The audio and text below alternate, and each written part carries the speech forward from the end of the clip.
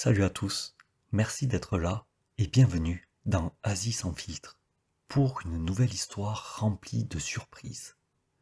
Prenez un café, une bière Léo et un délicieux régluant et passons aux choses sérieuses.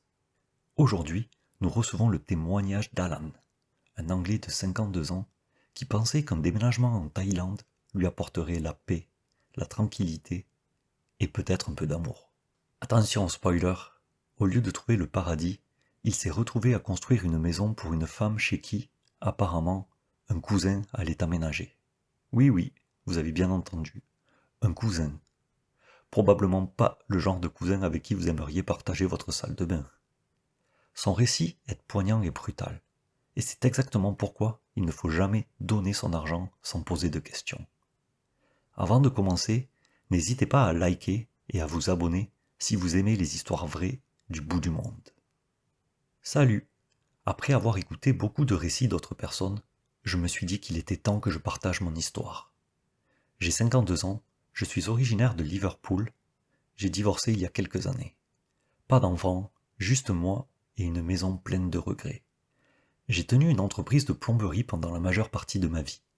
Je n'étais pas riche, mais je m'en sortais bien. J'ai tout vendu en 2022, j'ai fait ma valise et je me suis envolé pour la Thaïlande. J'en avais assez du ciel gris et de ses quatre murs. J'avais besoin de changement. Chiang Mai a été le premier endroit où je me suis senti bien. Paisible, accueillant et suffisamment bon marché pour que je n'aie pas à compter les bahts qui me restaient. J'ai loué une petite maison à la périphérie de la ville. Je ne cherchais rien de particulier, ni femme, ni drame. Je voulais juste une vie tranquille, des matins paisibles, de la street food, une bière fraîche le soir. Je pensais enfin avoir trouvé la solution. Puis, j'ai rencontré Ploy. Elle travaillait dans un salon de massage près de chez moi. Pas un de ces attrape-touristes. Un endroit simple, fréquenté par les locaux. Elle n'était ni aguicheuse ni insistante. Ne m'a jamais appelé chérie, ni n'a essayé de me vendre quoi que ce soit. Elle souriait simplement et servait le thé. Après quelques visites, nous avons commencé à bavarder.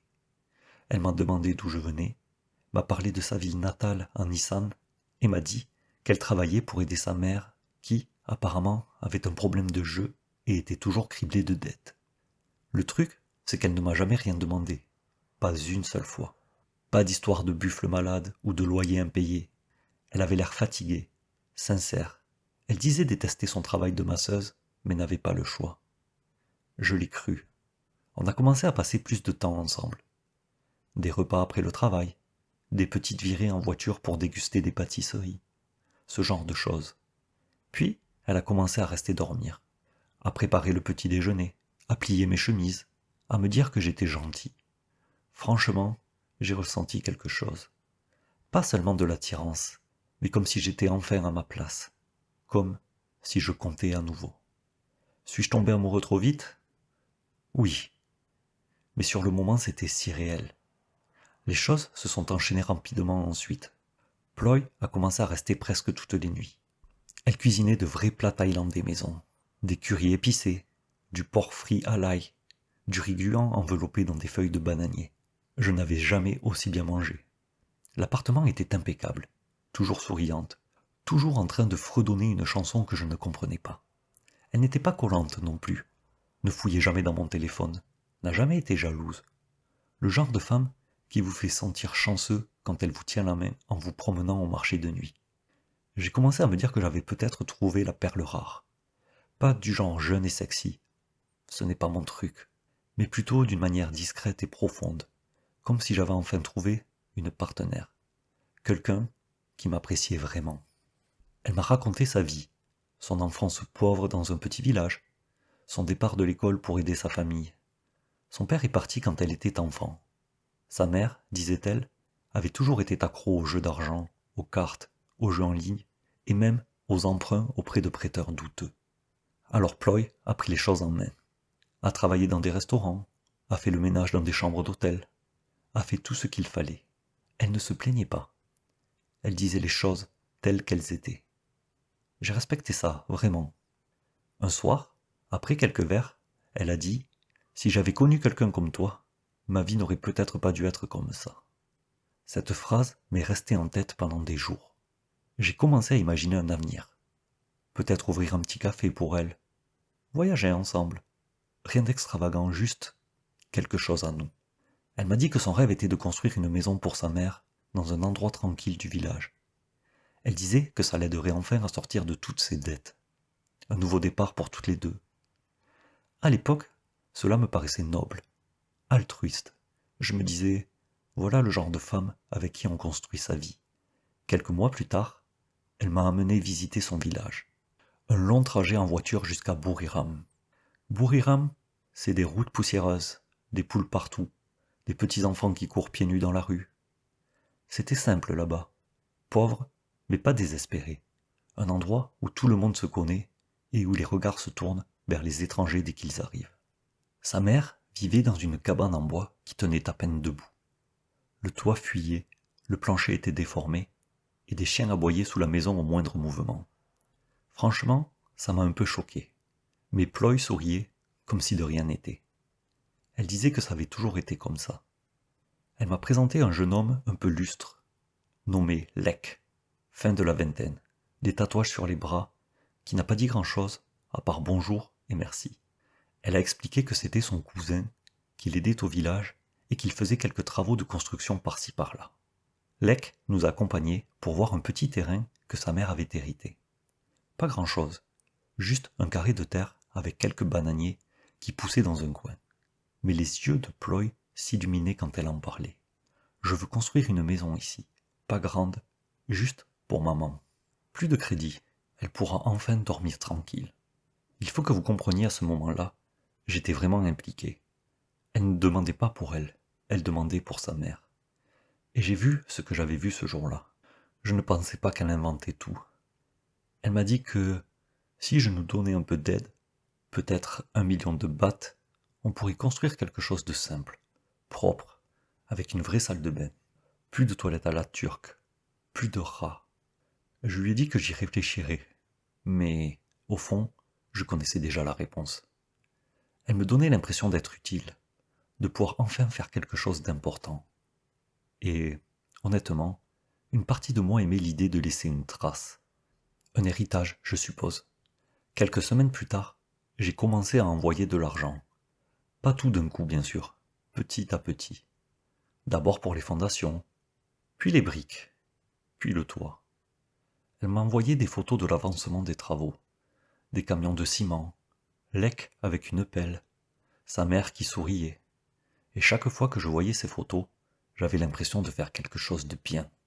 Comme si je contribuais à construire un avenir. Notre avenir.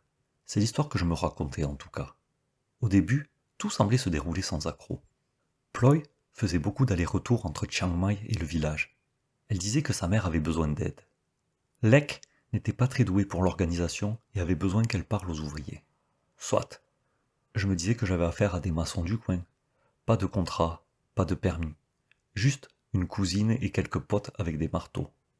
Il faut savoir être flexible, non? Mais ensuite, elle a commencé à rester plus longtemps. Ce qui devait être un week-end s'est transformé en 5, 6 jours. Parfois une semaine entière. J'appelais, mais elle ne répondait pas. Ou alors, elle disait que son téléphone était déchargé. Une fois, elle a dit qu'il n'y avait pas de réseau, mais j'entendais des poules chanter en arrière-plan. À son retour, elle semblait toujours un peu différente. Nouveaux vêtements, nouveaux sacs. Une fois, elle avait un iPhone. Elle a dit que la cousine de sa mère le lui avait offert. Je ne l'ai pas acheté, mais je n'ai pas insisté non plus. J'étais déjà bien impliqué et je ne voulais pas passer pour un jaloux. Alors, je me suis tu. Et là, elle a commencé à me crier dessus, pour un rien. Pourquoi tu me poses autant de questions? Tu ne me fais pas confiance? Tu penses que je mens? Je fais tout pour toi. J'avais l'impression d'avoir tout gâché, comme si j'étais trop méfiant, trop occidental. Alors je m'excusais, je l'invitais à dîner. Je lui donnais un peu plus d'argent pour la construction. Elle souriait de nouveau, m'appelait Tirak, me tenait la main la nuit, et voilà, j'étais de nouveau sous son charme. Mais ce mauvais pressentiment persistait. Quelque chose clochait. Je refusais simplement d'y faire face. Environ 6 mois plus tard, j'ai décidé d'aller au village à l'improviste. Ploy était partie depuis presque 10 jours. Elle m'a dit que sa mère était de nouveau malade, apparemment à cause du stress lié au jeu, et que Lek avait besoin d'aide pour finir le toit. Je lui ai proposé de l'accompagner, mais elle m'a dit de ne pas m'inquiéter. Elle m'a dit que c'était ennuyant, pas de clim, pas de bière. Ce matin-là, je suis quand même parti, 5 heures sous une chaleur accablante. Je me disais que c'était juste pour lui faire une surprise, lui apporter des encas, saluer sa mère, peut-être voir la maison terminée. Mais en vérité, je savais déjà que quelque chose clochait. Je ne voulais juste pas l'admettre. Je suis arrivé vers midi. La maison avait l'air bien, toit neuf, peinture fraîche, de vraies tuiles. Rien d'extravagant, mais quelque chose de solide. J'ai frappé une fois. La porte d'entrée s'est ouverte. Et il était là. Lek, torse nu, une serviette autour du cou. Il avait l'air surpris, mais pas vraiment paniqué. Il me fit un signe de tête, s'écarta et dit « Ploy sleeping ». J'entrai. L'endroit sentait le poisson cuit et l'eau de Cologne bon marché. Il y avait 2 bols sur la table, un déjeuner à moitié terminé. Des tongs près de la porte, une paire à moi, l'autre certainement pas. J'ai trouvé Ploy dans la chambre. Elle était assise sur le lit, le téléphone à la main, l'air d'avoir vu un fantôme. Elle n'a pas crié, n'a pas pleuré. Elle m'a juste fixé du regard, comme si elle essayait de calculer quelque chose. « Pourquoi es-tu venu » a-t-elle demandé. Pas d'étreinte, pas de sourire, juste cette voix monocorde comme si j'avais tout gâché. Je lui ai dit qu'elle m'avait manqué, que je voulais voir la maison, que je pensais lui faire une surprise.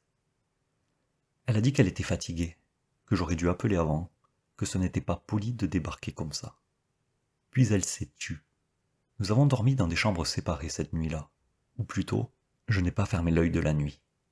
Je suis resté allongé là, à fixer le ventilateur du plafond, à l'écouter envoyer des SMS à travers le mur. Le lendemain matin, elle fit comme si de rien n'était, m'offrit un café, m'adressa un sourire forcé et me dit qu'elle allait au marché avec Lek. Je lui ai dit que je retournais à Chiang Mai. Elle ne protesta pas. Pas de baiser, pas d'adieu, juste un rapide signe de la main depuis le perron. C'est là que j'ai compris. Je ne voulais pas encore y croire, mais au fond de moi, je le savais. Je suis rentré à Chiang Mai et j'ai essayé de chasser cette pensée, me disant que j'étais paranoïaque, que c'était une question de culture, que peut-être en Thaïlande, il est normal qu'un cousin passe la nuit chez moi, mange ensemble et dorme dans la même maison. Mais plus j'y pensais, plus ça me paraissait bizarre. Je revoyais sans cesse son expression quand elle m'a vu à la porte, ni contente, ni surprise, juste froide, comme si je l'avais prise en flagrant délit. Quelques jours plus tard, elle est revenue à Chiang Mai sans prévenir. Elle est arrivée chez moi comme si de rien n'était. Elle était redevenue adorable, s'est assise sur mes genoux, m'a embrassé la joue et a préparé le dîner comme avant. Je n'ai pas tout de suite abordé le sujet de sa visite. Je l'ai juste observé, sa façon de bouger, sa façon de parler, cherchant le moindre signe d'authenticité. Je voulais croire qu'elle tenait encore à moi. Alors, finalement, je lui ai demandé directement « Est-ce qu'il se passe quelque chose entre toi et Lek ?» Elle avait l'air offensée, une performance digne des Oscars. « Pourquoi dis-tu ça? C'est mon cousin. Tu penses mal de moi? Tu penses que je mens? Tu sais, fais-moi confiance. » Puis les larmes ont coulé, les sanglots à n'en plus finir. Je fais tellement d'efforts, je fais tout pour toi, je t'aime, et tu penses juste que je suis une mauvaise femme. Et ça a marché. Je me suis senti comme un salaud. Je lui ai dit que j'étais désolé, que j'avais peut-être surréagi, que j'avais été pris au dépourvu. Elle s'est calmée, m'a pris la main et a dit « Si tu ne me fais pas confiance, on ne peut pas être ensemble. » Alors, qu'est-ce que j'ai fait? Je me suis excusé à nouveau. Je l'ai emmené faire du shopping le lendemain. Je lui ai acheté un nouveau collier en or, un gros, pas les petits colliers habituels. Elle m'a regardé et a dit « Maintenant, je sais que tu m'aimes. » Et c'était vrai, ou du moins, je le croyais. Elle a commencé à parler mariage, enfant, a dit que peut-être on achèterait un terrain ensemble, a dit qu'elle voulait prendre soin de moi quand je serais vieux. Un rêve que je finançais petit à petit. Tout s'est effondré environ 2 mois plus tard. Nous sommes retournés ensemble au village cette fois-ci. Ploy disait que les huissiers de sa mère la harcelaient à nouveau. Et Lek avait besoin d'aide pour finir le portail. J'étais déjà à cran avant même d'arriver. J'en avais marre de me sentir comme un invité dans une maison que j'avais payée. Nous sommes arrivés en fin d'après-midi. Lek était déjà là en train de boire une bière Léo sur le porche avec un voisin. Un vieux monsieur que j'avais déjà vu, assez sympathique, toujours souriant, toujours ivre. Ce soir-là, après le dîner, je suis sorti fumer. Le voisin est arrivé en titubant et s'est assis à côté de moi. Sans prévenir, il m'a juste tapoté l'épaule et m'a dit avec un grand sourire « Vous êtes un homme bien. Vous avez construit une maison pour Lek et Ploy. Très gentil. » J'ai ri, gêné, confus. Lek est son cousin, ai-je dit. Il m'a fixé pendant une seconde, a cligné des yeux et a dit « Non, petit ami. Ça fait longtemps, vous ne savez pas ?» J'ai senti tout en moi s'effondrer, comme si j'avais avalé une brique. Il a ri de nouveau, m'a tapoté le dos, puis est parti dans la nuit, probablement pour pisser sur le bananier de quelqu'un. Je n'ai pas fermé l'œil de la nuit. Je suis resté allongé là, à côté de Ploy, à fixer le plafond, en essayant de ne pas vomir. Le lendemain matin, je l'ai confronté. « Ce n'est pas ton cousin, n'est-ce pas ?» Elle n'a rien dit au début. Elle m'a juste fixé comme une statue. Puis, finalement, elle a haussé les épaules. « Avant toi, il y a longtemps, mais il n'avait pas d'argent. Et toi, tu m'as aidé. » C'était sa défense, comme si je devais lui être reconnaissant. Elle m'a dit que j'avais changé sa vie, qu'elle n'avait jamais menti. Elle m'a dit qu'elle nous aimait tous les deux, chacun à sa manière. Puis elle a ajouté « Je te jure, je t'aime, tu arranges tout. » Comme si ça justifiait tout. Je suis parti et je suis rentré à Chiang Mai sans un mot. J'ai tout laissé derrière moi. L'or, les vêtements que je lui avais achetés, la maison que j'avais construite, pour que Lek en profite. Ce trajet de retour à Chiang Mai a été les 5 heures les plus longues de ma vie. Je n'ai pas pleuré, je n'ai pas crié. Je me sentais juste vide, comme si on m'avait arraché les entrailles et qu'il ne restait plus que l'enveloppe. Pas seulement à cause d'elle, mais à cause de ce que j'avais laissé faire. J'aurais dû le savoir. Je n'étais pas un jeune routard de 20 ans avec des étoiles plein les yeux. J'avais 52 ans. J'aurais dû le savoir. À mon retour, je ne lui ai envoyé aucun message. Je ne l'ai pas appelé. J'ai juste fait mes valises, pris mes maigres affaires, changé d'appartement et disparu. J'ai dit au propriétaire de me rendre ma caution.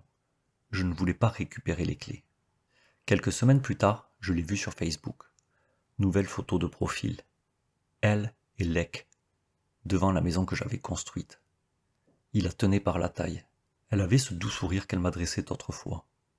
La légende disait « Nouvelle famille, nouveau départ, merci la vie ». C'est là que j'ai vraiment compris. Elle ne m'a jamais aimé. Elle aimait ce que je lui donnais. Et quand j'ai arrêté de donner, j'ai cessé d'exister. Je n'étais plus le mari, j'étais l'investisseur. Et Lek, lui, a eu la maison, la fille, la vie facile, et tout ça à mes frais.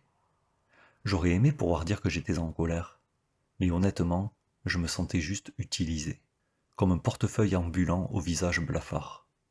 Elle s'est probablement dit que ce n'était pas une arnaque, que j'étais heureux de l'aider, que je voulais le faire. Et pour être honnête, une partie de moi le voulait. Mais je n'ai pas construit cette maison pour eux, je l'ai construite pour l'avenir que j'imaginais que nous avions. J'ai passé un moment à me sentir comme un idiot. Je ne sortais presque plus. J'ai arrêté de parler aux gens. Je repensais sans cesse à tous les signaux d'alarme que j'avais ignorés. À chaque instant où j'avais envie de la croire. À chaque fois que je me laissais entraîner plus profondément, même quand mon instinct me criait « Réveille-toi ». Ce n'était pas une question d'argent. Oui, 1,2 million de bahts, mais j'ai perdu bien plus dans de mauvaises affaires. Ce qui m'a vraiment blessé, c'est la confiance. La façon dont elle me faisait sentir important, pour ensuite la jeter aux oubliettes dès qu'elle n'en avait plus besoin. Et je sais ce que certains diront. Tu aurais dû le savoir. Oui, j'aurais vraiment dû. Mais quand on est seul, vraiment seul, et que quelqu'un vous témoigne de la gentillesse, c'est comme une drogue. Et une fois accro, on ne fait plus attention à ce qui est réel ou non. On veut juste que cette sensation dure. Le truc, c'est que mon histoire ne s'arrête pas là. Environ 1 an plus tard, j'ai rencontré quelqu'un d'autre. Elle s'appelle Nock. Elle tient un stand de nouilles près du marché aux fruits. Rien d'extravagant, pas de maquillage, pas de talons hauts, juste une petite femme forte et perspicace, avec un humour décapant et une tolérance zéro pour les conneries. Elle se fichait que je sois un farang. Elle ne voulait rien de moi. Elle ne m'a même pas fait payer les nouilles les premières fois. Elle disait que j'avais l'air trop fragile pour être bon marché. On s'est mariés l'année dernière. Pas de collier en or, pas de maison au village, juste une cérémonie intime. Quelques amis et beaucoup de rires. Elle sait ce qui est arrivé à Ploy. Je lui ai tout raconté. Elle n'a pas eu pitié de moi. Elle m'a juste dit, la prochaine fois que tu construiras une maison, construis-la avec quelqu'un qui fournit aussi les briques. Je ne suis plus amer. La Thaïlande m'a donné une dure leçon, mais elle m'a aussi appris à me débrouiller. Et pour cela, je suis reconnaissant. Et voilà mes amis, c'était la fin du mail d'Alan. Il a signé poliment comme un gentleman qui vient de se faire agresser au ralenti, mais qui remercie quand même le voleur pour l'expérience. Voyez-vous, Alan n'a pas rencontré une fille de bar déchaînée en soutien-gorge léopard hurlant « Je t'aime pour toujours ».